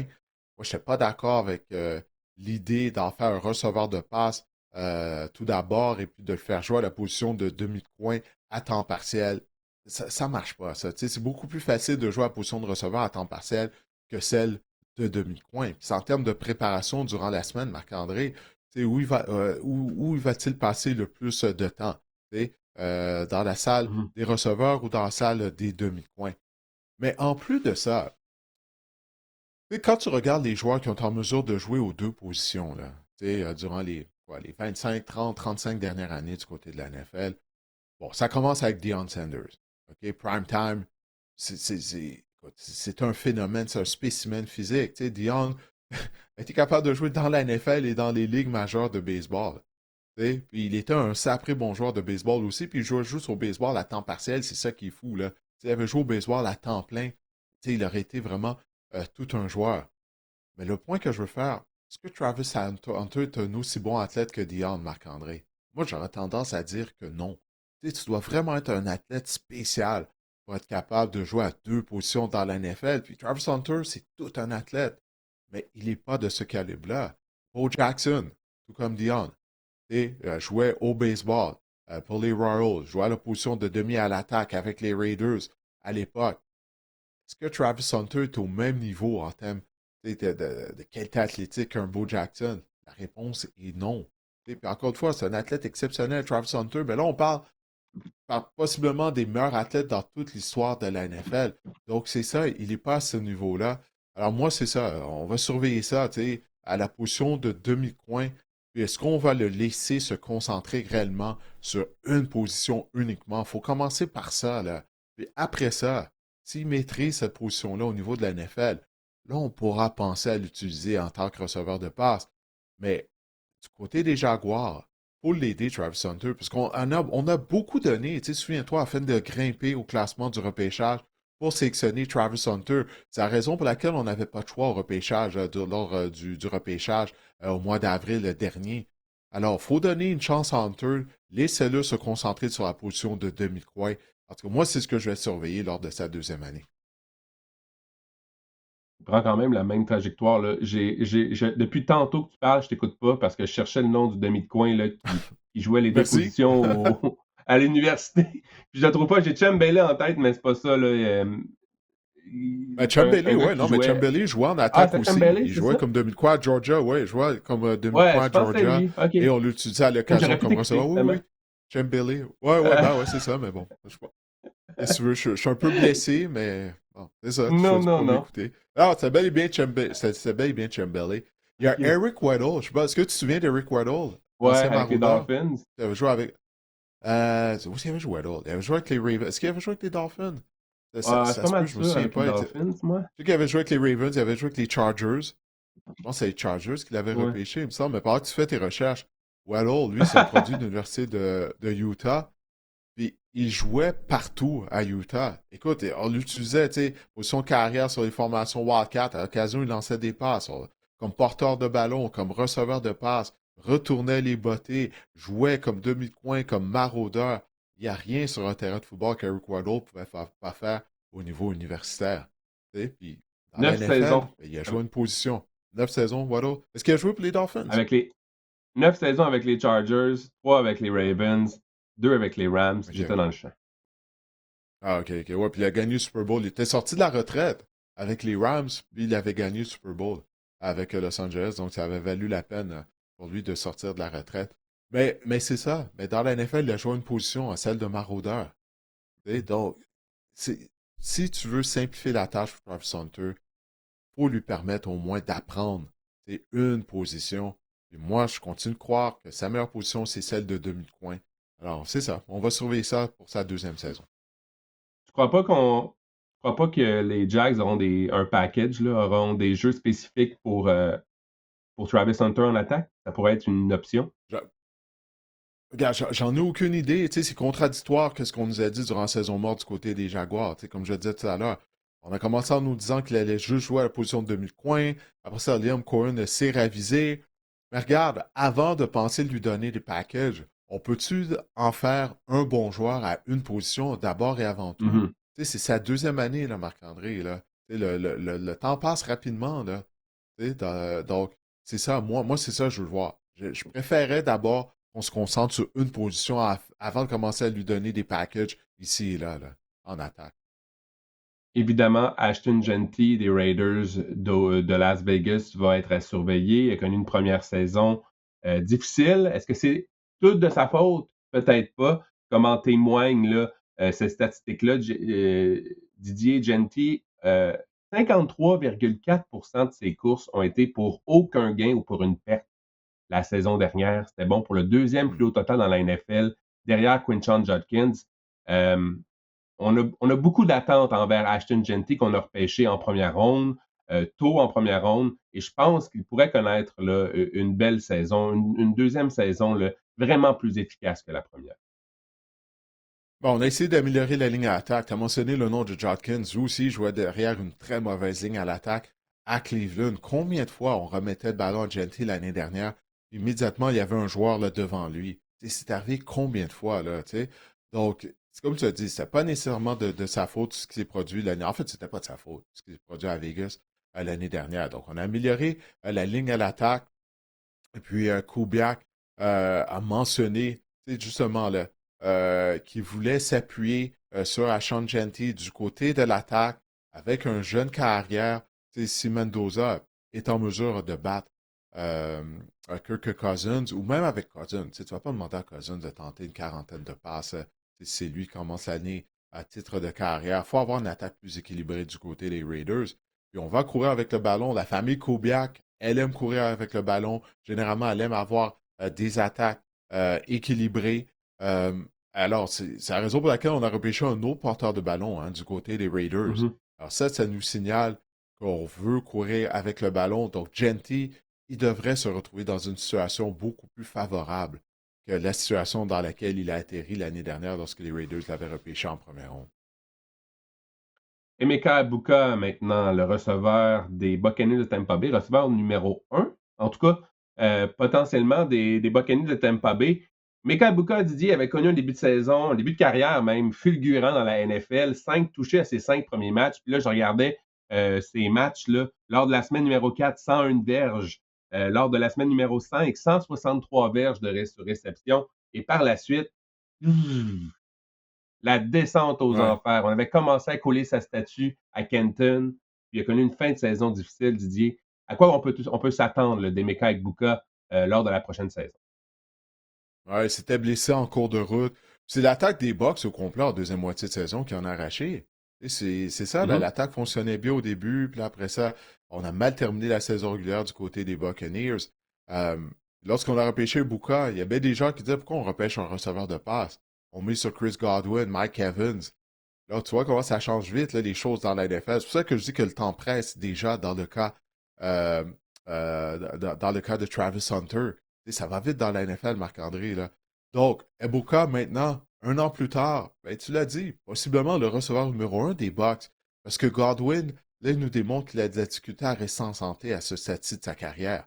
Donc, oui, Ebuka est le receveur numéro un maintenant du côté des Buccaneers de Tampa Bay. Là, ça va être une question de rester en santé. Tu sais, comme je viens de mentionner, il a été ralenti par les blessures, mais moi, je crois vraiment qu'il va être l'homme de confiance du côté de Baker Mayfield.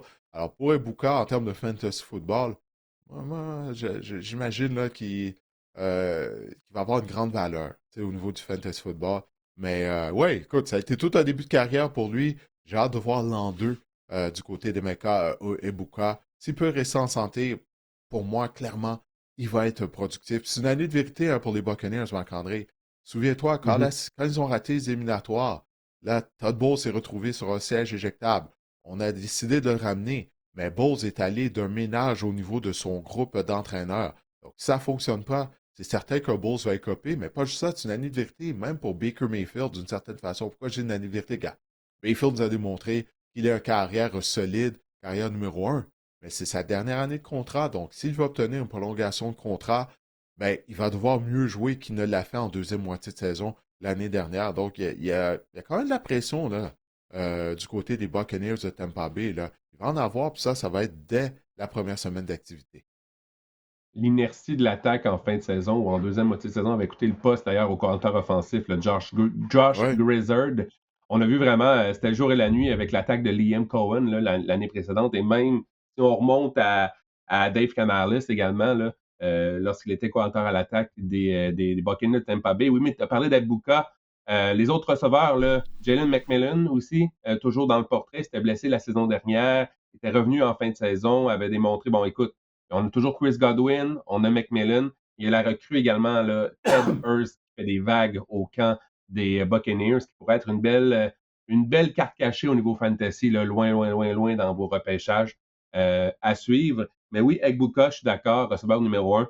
Mais ça m'effraie un petit peu quand même, là, parce que la production en deuxième moitié de saison, elle était pratiquement nulle de la part de Egbuka. Harold Ouais, Fanning mais tu sais, tu as maintenant, parlé des. oui, Mais vas-y. juste avant de parler Fannin, tu as parlé du jeu de chaise musicale là, auquel on assiste à Tampa Bay au niveau du poste de collateur en attaque. Ça, c'est une des raisons pourquoi il y a certains propriétaires qui sont réticents avant d'embaucher un entraîneur-chef qui a un background en défense. Parce que là, du moment que tu as un bon coordonnateur, tu le perds.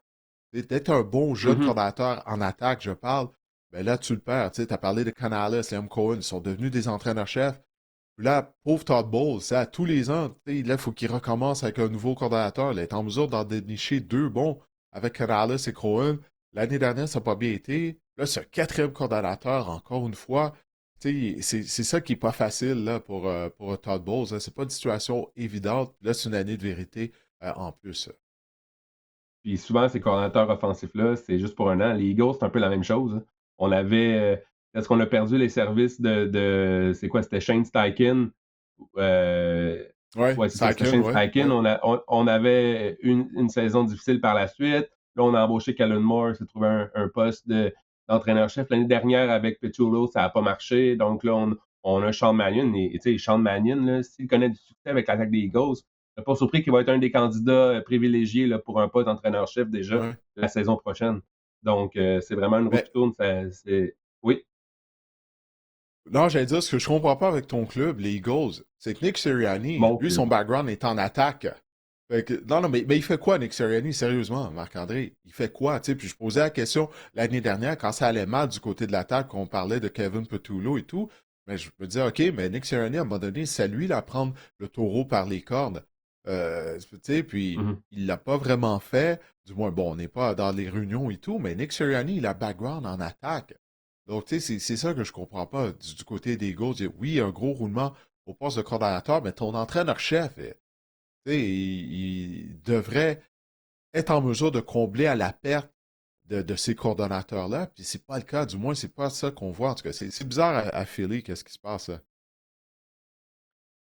Harold Fanning maintenant, l'ailier rapproché des Browns de Cleveland. On s'attend à une grosse année du côté de Harold Fanning. On a évidemment le départ de David Njoku qui lui laisse toute la place. Et j'ai une petite stats intéressante sur Harold Fanning, Didier. Ah L'année ouais, dernière, vas-y. Harold Fanning, en termes de cible par tracé, donc les targets per route run, parmi les 20, il y a 23 alliés rapprochés recrues depuis 2016 qui ont été dans la NFL. Harold Fanning est deuxième pour le total de cibles par tracé couru, seulement derrière Brock Bowers. Donc, écoute, l'année dernière, Didier, on a utilisé Fanning à outrance, puis je pense vraiment que c'est l'arme principale avec nos receveurs recrues, évidemment, mais c'est l'arme principale de l'attaque des Browns la saison prochaine. J'ai vraiment hâte là, de voir la deuxième saison d'Harold Fanning. Ça va être, il pourrait être exceptionnel. Ah, ça a vraiment été de belles trouvailles au repêchage du côté des Browns. Tu sais, Fannin avait été tellement productif avec les Falcons de l'Université Bowling Green State.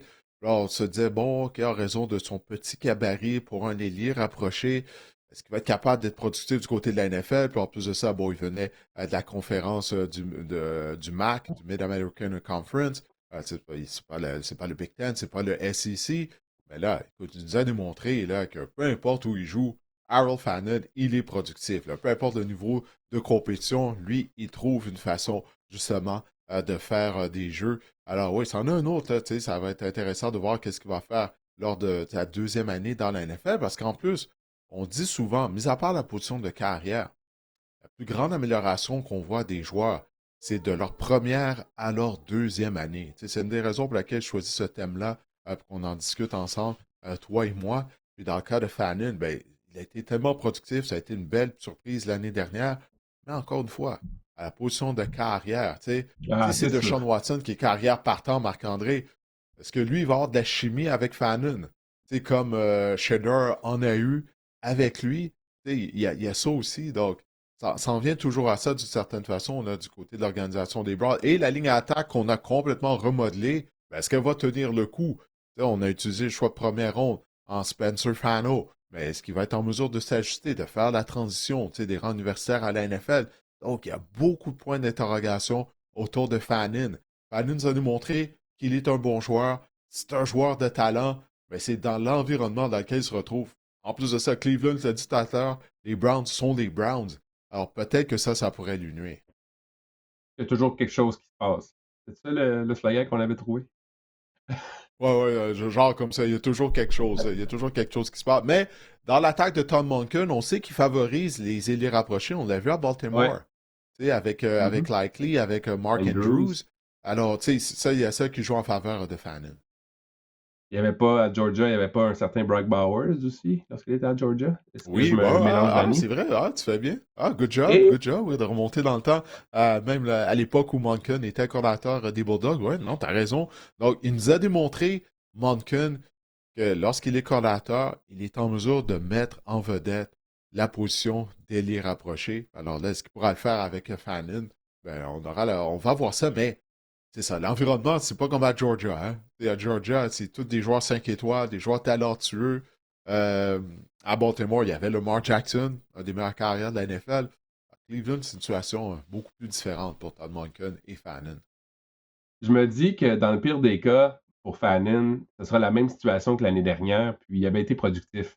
Donc, je ne sais pas si la ligne à l'attaque va être améliorée, mais on a pris, en tout cas, euh, on a fait des changements, on a pris les mesures là, pour qu'elle soit meilleure cette saison du côté des Browns.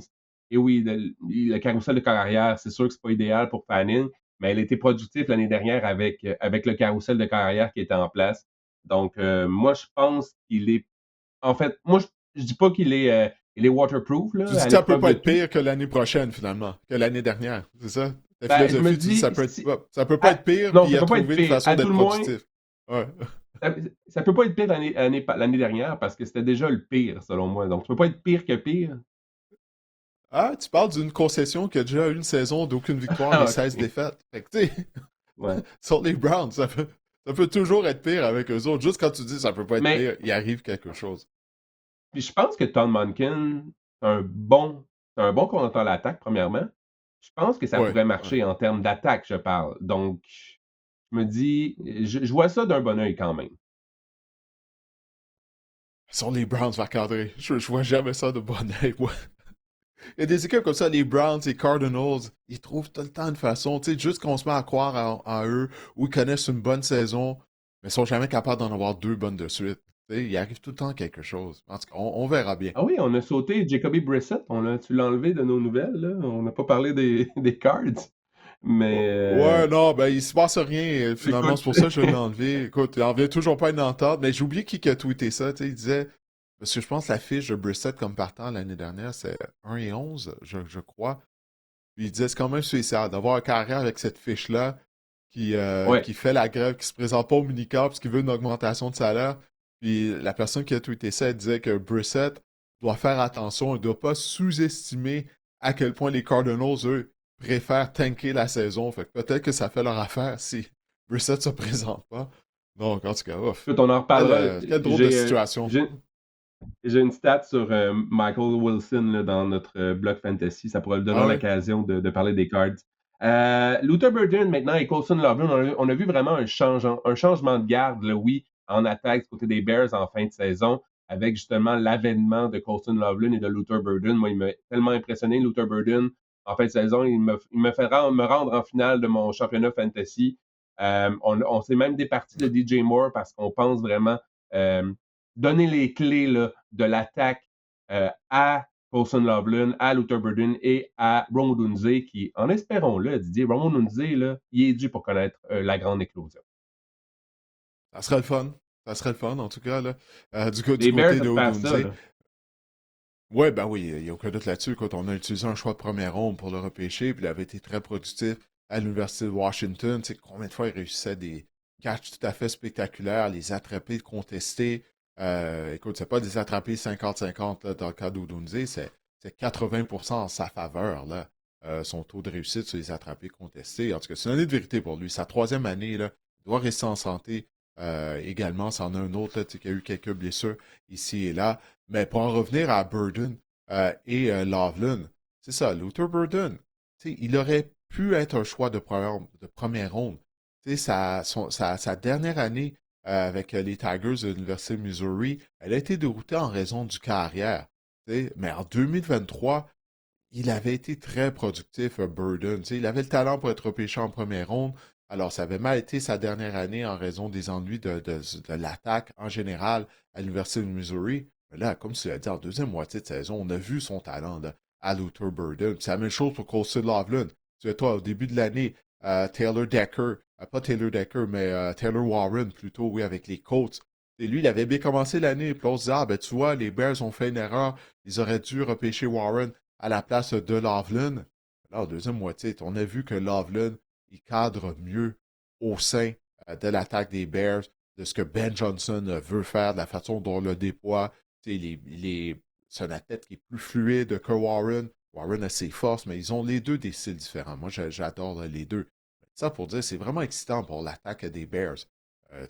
De voir Burden et Loveland, qu'est-ce qu'ils seront en mesure d'accomplir lors de leur deuxième année avec Caleb Williams. Exactement. Et Caleb Williams aussi par la bande là, pourrait connaître une grande saison aussi. Je disais notamment du côté des Bears qu'on a dit à Caleb Williams, petite parenthèse, d'essayer de jamais trop. C'est un gars qui est spectaculaire, qui a fait des remontées spectaculaires au quatrième quart, là, qui a réussi des jeux impossibles, des jeux que Iceman! l'on voit. Iceman, c'est ça son Exact. surnom. Mais les entraîneurs, là, durant les minicamps, ce qu'on lui demande, c'est justement on a vu sur des jeux spectaculaires, parfois, il y a un receveur fin seul dans les zones intermédiaires qui est complètement libre, de ne pas toujours Mhm. tenter l'impossible, de prendre ce qu'on lui donne. C'est ça que Caleb Williams devra travailler, de prendre les choses sûres là, que l'adversaire te donne. Ouais, il doit compléter les passes de routine. Et puis, Exact. sa précision de ses passes, c'est ça qui est pas frustrant, mais euh, c'est difficile à comprendre. Les passes spectaculaires qu'il peut compléter, que tu dis, waouh, écoute, est-ce qu'il y a même un autre carrière sur la planète, peut-être Patrick Mahomes seulement, qui peut compléter Mm. cette passe-là? Là, après ça, c'est ça. Il y a un receveur qui est libre, c'est une passe de routine, puis la passe est 10 pieds par-dessus la tête du receveur de passe. On voyait ça encore trop souvent l'année dernière du côté de Caleb Williams. Donc, c'est Bon. ça. J'ai hâte de voir ce qui pourra régler ce problème-là une fois pour toutes, parce que depuis le début de sa carrière, son manque de précision par moment est tout à fait inexplicable. Il n'y a même pas de pression autour de lui. Mm. La pochette est belle. Puis là, non, la passe est imprécise. Je vais ramener ça au niveau fantasy, mais même dans la vie, là, combien de fois il partait un match, je sais pas moi, 3 en 12 pour 50 verges, puis 200 verges au quatrième quart, deux passes de toucher, un coucher au sol. C'était comme, on dit, c'était Ouais. spectaculaire. Là, C'était en deuxième spectaculaire, moitié, oui, ouais. mais avoir plus de En deuxième constance. demi, par contre, ouais, ouais, non, Ouais. non, ben non, mais t'as raison, parce que de l'an début de match, tu sais, il en a eu souvent. Ben écoute, au moins on a vu une amélioration de sa part, comparativement à son année recrue. Il était mieux entouré, premièrement, juste avec le coaching staff. Mais oui, non, non, il y a certaines choses qui doivent disparaître du jeu de Caleb Williams. Son manque de précision, les lents débuts de rencontre, être plus constant au cours des quatre quarts. Là. Ça, c'est à souhaiter. Mais c'est excitant quand même du côté de l'attaque des Bears. La défense, j'ai encore des doutes. Du côté de Chicago, on verra. Peut-être qu'on va se retrouver justement dans des shootouts à toutes les semaines du côté des Bears. Si un match de la NFL comptait juste des quatrièmes quarts, Caleb Williams serait le joueur par excellence de la NFL. C'est ça qu'il faut retenir. Ouais. Will Campbell Malheureusement, maintenant. il y a 3 autres quarts avant. Ouais. Will Campbell maintenant, le joueur de ligne à l'attaque des Patriots. Évidemment, il a fait jaser la saison dernière avec ses inaptitudes, notamment là, en éliminatoire, ça avait été difficile. À quoi peut-on s'attendre à sa deuxième saison du côté de Will Campbell? Le mal-aimé. Rapidement, il est en Exact. train de devenir le mal-aimé à Foxborough, hein, au niveau de la ligne à l'attaque. On a repêché un autre bloqueur du côté des Patriots. Donc, lors du repêchage, on s'est dit, hey, est-ce que vraiment Campbell, on va le garder à la position de bloqueur? Moi, c'est ça que je vais surveiller, Marc-André, lors de l'an 2 de Will Campbell. Puis c'est combien de fois on l'a vu se faire reculer, semble pas être assez fort physiquement. On l'a vu lors de la rencontre du Super Bowl. Euh, Puis son style de jeu, il joue comme s'il était un bloqueur imposant physiquement, alors que ce n'est pas le cas. Il devrait attaquer les ailiers défensifs, jouer de façon plus agressive. C'est comme s'il jouait de façon passive par moment. Donc, il y a ça à rectifier du côté de Will Campbell. Alors, on va surveiller ça. Il doit protéger l'angle mort de Drake May. On a vu les problèmes qu'on a eus. Son compagnon qui jouait à la position de garde à gauche a été déplacé euh, à la position de centre, là, son nom m'échappe. Mais lui aussi, c'était une recrue, puis sa position naturelle, c'est de jouer au centre. Donc là, il va retourner à sa position naturelle, mais dans le cas de Campbell, c'est ça. Dès le début de la saison, tu sais, Marc-André, là, ses performances en match éliminatoire, peut-être qu'il n'était pas en santé. On sait qu'il s'était blessé un genou vers la fin de la saison régulière. Mais ses performances lors des rencontres éliminatoires sont là, sur les vidéos. Tu sais, on va l'attaquer dès le début de la saison. Il est le maillon faible de la ligne à l'attaque des Patriots de la Nouvelle-Angleterre. Alors, on va avoir notre réponse très rapidement dans le cas de Campbell, dès le début de sa deuxième saison. Alors, moi, j'ai hâte de voir ça. Et j'ai hâte de voir l'intégration de Caleb Lomu, là, que tu cherchais tantôt, le joueur qu'on a Oui, Lomu, repêché oui. avec les Pats également. Donc, j'ai hâte en fait, c'est pas mal la clé sur les Patriots. C'est ce qui va être à surveiller, c'est leur ligne à l'attaque, si elle sera meilleure que la dernière saison. Je pense que si elle est meilleure, là, les Pats vont AJ être encore Brown. au plus fort AJ de la Brown. course. Ben AJ oui, AJ Brown, Brown, ça oublie sent bien. pas. Hey, ça va être la semaine prochaine, on est le 27. Écoute, la semaine prochaine, on va pouvoir Ah s'en ouais, parler, là. toi, à partir des Eagles, t'as déjà mis ton alarme à minuit pour le 1er juin, là. Moi, Comme si c'était Noël, mais pour écoute, savoir qu'est-ce qui va se passer, est-ce que AJ Brown va être échangé ou pas. mais c'est quasiment ça. C'est quasiment ça, non? Écoute, ça fait tellement longtemps qu'on en parle. Puis là, c'est quoi, là? C'est un des deux jumeaux McCarty que je voyais, là. Je me souviens pas si c'était Devin ou Jason, là, mais qui disait qu'il y avait des informations au sein de l'organisation des Patriots. Et puis, que c'est ça, là, que ça allait être fait, cette transaction-là. Ça allait être complété au mois de juin. Là, ça fait 6 mois ou à peu près qu'on en parle. J'ai hâte de voir si ça va être le cas. Parce que, il va peut-être avoir une autre équipe là, qui va dire hey, attends une minute, là, c'est AJ Ben, Brown les est Chiefs? disponible. Nous, on aimerait ça de l'avoir. Et voilà, ouais, je pensais aux Chiefs, c'est justement. Donc, tout le monde, on assume qu'il va se retrouver avec les Patriots. Mais qui sait, peut-être qu'il y a une autre équipe là, qui va s'intéresser à ses services. Si les Eagles reçoivent un choix de première ronde, ça, je pense que c'est pas mal acquis. Je préfère peut-être avoir le choix de première ronde des Chiefs l'année prochaine que le premier choix des Pats, si je suis les Eagles. Ils vont Ouais, peut-être être surtout plus proches. si Mahomes n'est pas en mesure de commencer la saison. Exact. Là, j'ai vu justement hier, il y a eu des vidéos de lui, tu sais, il est présent. C'est le début du mini-camp des Chiefs de Kansas City. Patrick Mahomes était là, porte une orthèse sur son genou gauche, mais écoute, il lançait des ballons. Ça, c'est une bonne nouvelle. Mais maintenant, ce qui sera prêt au mois de septembre, ça, c'est autre chose, mais quand même, c'est encourageant de le voir présent. Mais tu vois comment c'est important pour lui. On parle de leader, on parle de certains joueurs de leadership plutôt au cours de l'épisode. Ben, c'est ça. Tu vois, Patrick Mahomes, lui, dans sa tête, c'est d'aucune façon il allait être absent pour le début des OTAs, des Chiefs, de ce mini-camp. Il était là. C'est un joueur des Chiefs, là, tu le vois, tu sais qu'il n'est pas à 100%, il est là avec son orthèse. Mais tu te dis, wow, OK, si Mahomes, notre carrière, notre leader, il est là sur le terrain, même s'il n'est pas à 100%, tu sais, ça te force, ça te donne de l'énergie, ça, à toute l'équipe. Tout le monde se dit, il faut qu'on donne notre pleine mesure. Lui, il est là, il n'est pas à 100%. Nous, on est en santé. Let's go, on y va pour avoir un bon entraînement. Tu sais, juste par sa présence, c'est ça a un impact sur l'équipe. Juste par sa présence, il exerce du leadership.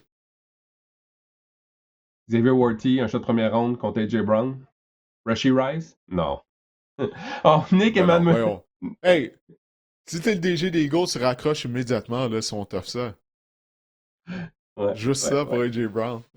Raccroche Nick le téléphone. Emmanuel maintenant. Nick Emmanuel avec les Seahawks. Oui. La deuxième saison. Écoute, est-ce qu'elle sera incroyable? Moi, je pense que oui, Marc-André.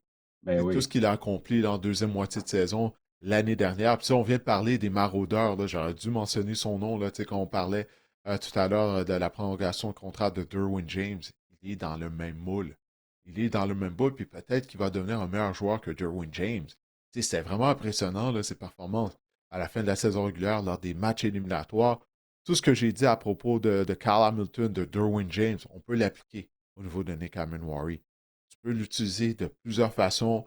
Et en plus de ça, on sait comment justement le déployer du côté des Seahawks de Seattle et de Mike McDonald. Donc, avec l'expérience qu'il a gagnée l'année dernière, lors des éliminatoires en plus, contre des équipes de qualité, écoute, Nick Emmanuel va peut-être devenir le meilleur maraudeur de toute la NFL. Effectivement, Didier, moi j'ai bien hâte de voir ça. Aussi, c'est devenu mon joueur préféré chez les Seahawks, là, rapidement, Nick Emmanuel. Quelle trouvaille. Écoute, tu as parlé de couteau suisse, tantôt. Là, je pense que on parlait de maraudeurs qui vont faire sauter la banque là, ou de recevoir le maraudeur le mieux payé de l'histoire. Hmm. J'ai hâte de voir quand son contrat recru va se terminer. Combien d'argent il va empocher par la suite. Ah, il y avait un match éliminatoire. Je me souviens, il y a eu une séquence où il a arrêté l'attaque adverse. Je ne sais pas si c'était contre les Niners, Marc-André. Genre, sur le premier jeu, il couvrait un receveur de passe, il a rabattu la passe. Là, après ça, le jeu suivant, il était dans la boîte, il a appliqué la pression, on l'a envoyé sur un blitz, il a forcé le carrière à se débarrasser rapidement du ballon. Là, après ça, sur le troisième essai, il rabat une autre passe, mais cette fois-ci contre un porteur de ballon, je crois. En tout cas, tu sais, c'était, là, il nous a Hmm. démontré en l'espace d'une séquence toute sa polyvalence, tout ce qu'il peut faire. C'est un spécimen physique. C'est ça l'affaire. Comme Travis Hunter, est-ce que c'est un spécimen physique? Non, il n'est pas si grand que ça, il n'est pas imposant physiquement. Ses déplacements latéraux sont vraiment incroyables. Travis Hunter est un joueur extrêmement intelligent, je ne veux rien lui enlever. Mais Nick Emmanuel, 6 pieds 3 pouces, imposant physiquement, a couru quoi? C'était un 4-3 ou un 4-4 qu'il avait couru au 40 verges, je ne me souviens plus, mais quand même très rapide. C'est ça, là, c'est un spécimen physique à la Derwin James. Euh, non, non, écoute, l'an 2 de Nick Emmanuel, j'ai vraiment hâte de le voir. Ça a changé complètement le visage de la défense des Seahawks, ça c'est sûr. Ouais, ouais, ouais, absolument. T'es jumelé là, au cerveau de Mike McDonald, ben, on a vu là, le résultat là, sur le terrain. Bon, écoute, on va y aller, on va parler de fantasy football maintenant qu'on a fait le tour des joueurs de deuxième année qu'on voulait mettre en évidence. Et puis là, aujourd'hui, ben, tu as trouvé des statistiques surprenantes de la saison dernière. Là. Raconte-nous ça. Intéressante, surprenante. J'ai deux statistiques par position. Je vais commencer à la position de quart. On parlait de joueurs de deuxième année à surveiller. C'en est un autre, Tyler Schott, corps arrière des Saints de la Nouvelle-Orléans. Tyler Schott, Didier, a obtenu au moins 17 points fantasy dans 7 Hmm. de ses 9 départs la saison dernière. Ça, c'est excellent. Mais n'a jamais obtenu plus de 23 points fantasy par match. Donc, qu'est-ce que ça signifie? C'est que Tyler Schott a obtenu un excellent plancher. Par contre, cette année, Tyler Shock est un choix populaire là, pour les observateurs fantasy, les experts fantasy qui disent qu'il pourrait être un quart numéro 1. Lorsqu'on parle de quart numéro 1 au niveau de fantasy, c'est un quart qui termine dans le top 12 au niveau fantasy football. Par contre, si on regarde plus attentivement ces statistiques, Didier, il y a 3 matchs de plus de 21 points seulement la saison dernière. Et dans 2 de ces 3 matchs, il a obtenu des touchés au sol. Il y a un match de 2 touchés au sol, un match d'un touché au sol. Et moi, ce que je me questionne, c'est que premièrement, pour dire que Tyler Shock va être un quart top 10, top 12 fantasy cette saison, premièrement, l'échantillonnage et les petits, puis la réflexion est facile à faire entre, on a ajouté Jordan Tyson, on a toujours Chris Olave, on a ajouté Travis Mhm. Etienne, mais c'est justement avec Travis Etienne, est-ce qu'on va demander à Shock de courir davantage ou de courir comme il courait la saison dernière? Est-ce que justement, on va se servir de Travis Etienne davantage à la porte des buts et ça va enlever des stats fantasy à Tyler Shock. Donc, c'est un peu ça que je voulais me poser comme question. Oui, Tyler Shock, il a été spectaculaire, a obtenu un excellent plancher fantasy, mais je me demande si son plafond, en bout de ligne, est aussi élevé la prochaine saison. Ouais, c'est un peu la même chose en termes de vrai football, ben, juste de fantasy football en raison de son âge. Oui, le plafond, à quel point il a réellement du potentiel. Il nous a démontré qu'il avait un beau potentiel, mais où est le plafond? À quel point, justement, il peut s'améliorer, Tyler Shock, en raison de son âge. Donc ça, c'est très, ouais, c'est légitime comme question à son niveau, mais j'ai hâte de le voir. Comme tu l'as dit, on vient de parler là, des joueurs qu'on a hâte de voir leur deuxième saison. Shark fait partie de ce groupe-là.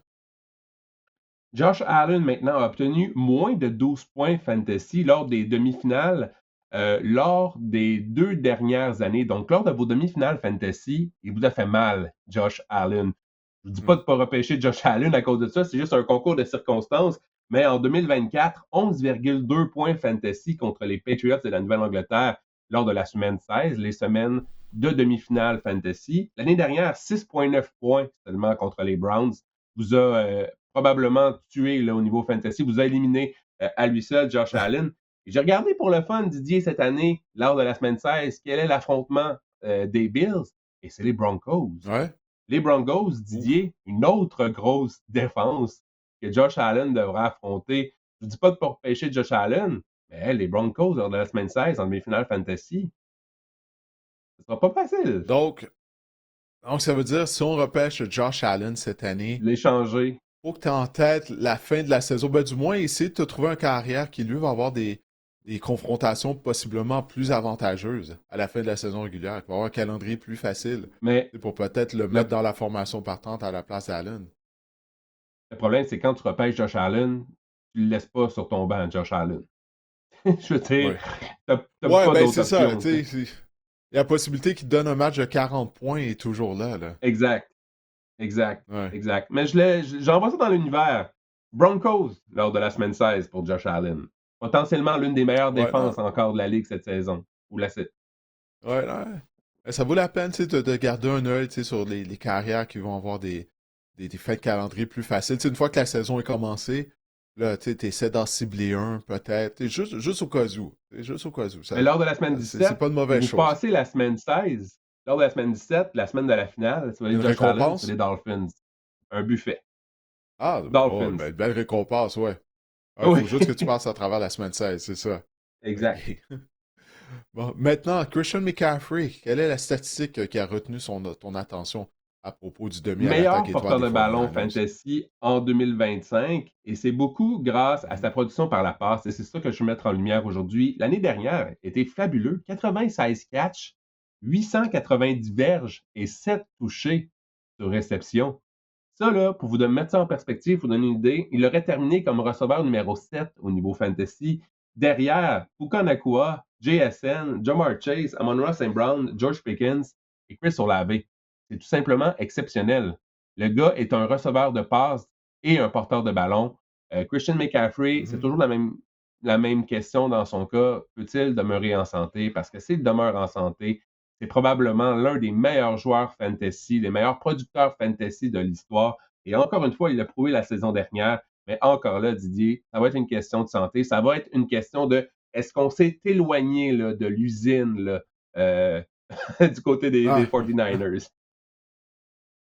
Non, c'est ça, on n'a pas déplacé notre site d'entraînement, mais un autre facteur dans le cas de McCaffrey, là, le kilométrage commence Ouais. ça commence à s'accumuler là, au niveau de ses jambes, là, Christian McCaffrey. Donc, Ouais. c'est ça, ce qui peut être aussi productif. À un certain moment donné, on pensait même qu'il allait réussir la deuxième saison de sa carrière de 1000 là, de 1000 verges au sol et de 1000 verges par la passe. Finalement, il est terminé avec 890 verges par voie de réception. Mais c'est ça, dans le cas de McCaffrey, on pourrait peut-être assister là, à une chute là, assez rapide, là, puisqu'il a énormément de kilométrage emmagasiné dans ses jambes. C'est tout simplement incroyable. On a parlé de Kenneth Gainwell tout à l'heure. Les 54 porteurs de ballon qui ont obtenu au moins 100 opportunités dans la saison dernière, là, en 2025, Kenneth Gainwell Mhm. a mené la NFL pour les points fantasy par opportunité avec 1,19. Le deuxième, c'était Jahmyr Gibbs à 1,15. Entre les semaines 11 et 18, Kenneth Gainwell a été deuxième pour les réceptions avec 44 et les verges sur réception avec 363 chez les porteurs de ballon. Si on projette ça là, sur 17 matchs, la récolte de Kenneth Gainwell la saison dernière, ça nous amène à 94 catchs. Et pour vous donner une idée, seul Christian McCaffrey a éclipsé les 80 attrapés à la position de porteur de ballon la saison dernière. Et on a parlé vraiment de la situation des Bucks là, plus tôt dans le podcast. J'ai bien hâte de voir comment on va utiliser Kenneth Gainwell. Moi, je pense qu'on s'enligne vers un partage quand même du travail avec Bucky Irving. Et on a parlé de Sean Tucker justement à la porte début. Et peut-être une dernière statistique pour vous dire que l'année dernière, Kenneth Gainwell, dans vos repêchages, il a été le 4e porteur de ballon repêché des Steelers, imaginez-vous donc, après Jalen Warren, après Caleb Johnson et après Cordarrelle Patterson. Pour vous dire à quel point Kenneth Gainwell a été tout simplement spectaculaire. Wow, est-ce que Caleb Johnson va nous donner signe de vie? Souviens-toi, les espoirs qu'on avait qui avait été fondé sur lui, puis mon Dieu, on ne l'a pas vu du tout, du tout, du tout. En tout cas, ça va être un nouveau départ pour lui avec Mike McCarthy, maintenant à la barre des Steelers de Pittsburgh. Bon, tout à l'heure, tu nous avais dit que tu avais quelque chose à partager au niveau de Michael Wilson. Ben, le moment est venu là, de dévoiler la statistique que tu as trouvée concernant le receveur de passe des Cardinals de l'Arizona. Michael Wilson a inscrit 148 points fantasy lors des 7 dernières semaines la saison dernière. Il était deuxième à chapitre. Seul Puka Nakua en a obtenu plus que lui. C'est sûr que si on regarde le contexte, maintenant, il y avait quelques matchs là, que Marvin Harrison a manqué et Jacoby Brissett Mhm. lançait le ballon à outrance. On a parlé de Jacoby Brissett en ce moment de sa dispute contractuelle. Moi, en tant que propriétaire de Trey McBride, là, je tiens à dire que je tiens à la présence de Jacoby Brissett dans la formation des Cards Ouais. pour le bien de Trey McBride. Mais je me questionne sur le fait que justement, on a laissé Brissett lancer à outrance la saison dernière dans une saison qui était une cause perdue, tu l'as mentionné. Il a quand même juste bien gagné un seul match, Jacoby Brissett, la saison dernière. Et là, on a repêché Jeremiah Love. On a signé également Tyler Algier. On a toujours James Conner. Je me questionne si justement, là, on va plus se tourner vers davantage de jeux au sol du côté des Cardinals, qui pourrait affecter les receveurs de passe et l'allié rapproché de la formation, parce que veut pas, Jeremiah Love, quand tu le repêches si tôt au troisième rang, il va commander des ballons. On ne peut pas présentement repêcher Michael Wilson, bien que s'est transformé en Jerry Rice l'instant de quelques semaines la saison dernière comme un receveur numéro 2 en ce moment au niveau fantasy. On peut juste saluer sa fin de saison incroyable parce que je pense qu'il y a quand même beaucoup de points d'interrogation dans le jeu aérien en ce moment des Cards. Parce qu'en ce moment, c'est Garner Minshew, que l'on veuille ou non, et Carson Beck. On va, à tout le moins, Ouf. je suis pas mal convaincu qu'on va le voir, Carson Beck, en cours de saison, parce que la saison, elle va être difficile du côté des Cards. Donc, à quel point ces joueurs-là vont être productifs avec Carson Beck. Donc, j'ai hâte de voir, mais les Cards, au niveau de l'attaque, ça demeure intéressant. J'ai marqué qu'ils pourraient être les Cowboys de 2026. On a des ingrédients en attaque. On a une défense quand même médiocre. On a une attaque qui pourrait être explosive avec notre nouvel entraîneur-chef. Mais justement, une attaque explosive, ça nous prend Jacoby Brissett. S'il te plaît, Jacoby, signe et reviens avec nous. Ouais, ça c'est signe où cette organisation-là est rendue. On est obligé de supplier Jacoby Brissett de joindre les rangs de la formation. C'est pas une bonne chose, ça, Marc-André. C'est pas une bonne chose. Rien contre Jacoby Brissett, mais quand même, il est loin d'être un carrière de concession.